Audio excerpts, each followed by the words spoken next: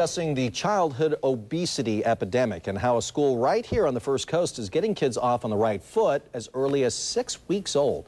First Coast News anchor Angela Spears is live this morning on the South Side with more on this. And Angela, there are a number of exercises apparently infants can do. In fact, we saw that little guy who was 5 months old, and he's pretty active at that age, isn't he? He is very, very active. Good morning to you, Phil. This morning we are fighting childhood obesity. I'm live here at the South Side at PALS, or Petite Ambassadors Language School.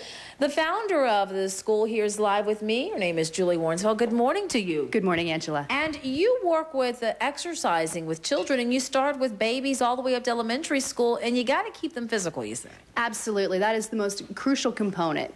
We find that children who have healthy minds come from healthy bodies. So one thing at a time. You have to have oxygen and brain growth, and the best way to do that is through exercise. All right, let's start off. Show us what you do with children and what parents can possibly do at home. Okay, great, certainly.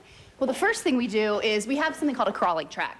Now, the crawling track is important because it gives the child a safe place to learn how to crawl and learn how to move, and it also gives them an opportunity to get their little fingers and toes dug in so that they can start to move. Now, Raymond was on this program since he was 2 years old. 2 days old, I'm sorry, 2 days old. So you can see now after 5 months that he's moving pretty well. But we have rails on the sides to keep them from falling over, and it keeps them moving straight and it keeps them going. And you can see he really enjoys his time on the track. And I see you have something, a goal for them to attain. What are some other exercises, too? And is this really safe for newborns to do and for children as young as Raymond to be doing? Oh, absolutely. The more they develop their muscles and their the neuromuscular structure, the more sound that they're going to be in all different areas of his life. What are some other exercises? Okay, we have some other exercises where we actually start doing some strength training exercises.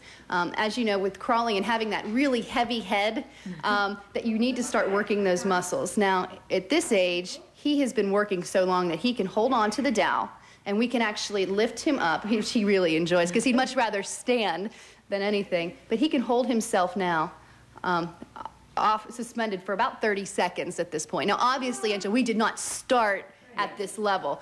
You want to work up very slowly from the baby sit-ups where you're holding their hands and they're slowly pulling themselves up to really make them strong. And you know, a lot of times parents, you know, you want to see that little baby fat on babies, and you think it's cute when they're little roly-poly, and there's hardly any fat on this little guy. Right, absolutely. We know there's a big difference between fat babies and heavy babies. You know, muscle weighs more than fat.